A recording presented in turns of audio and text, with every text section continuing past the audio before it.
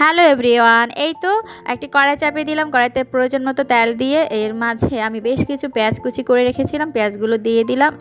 আজকে আমি লইট্টা মাছ রান্না করব।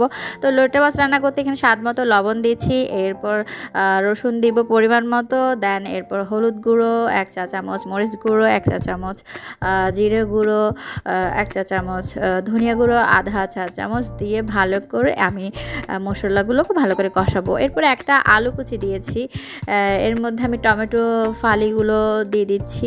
ভালো করে এগুলোকে কষাইয়া এর মধ্যে একটু হালকা পানিও দিব যেন নিচে না লাগে। এরপর ভালো করে কাঁচামরিচ ফালি করে রেখেছিলাম, কাঁচামরিচ ফালিগুলো দিয়ে দিলাম। দেন এরপর ভালো করে কষাইতে হবে।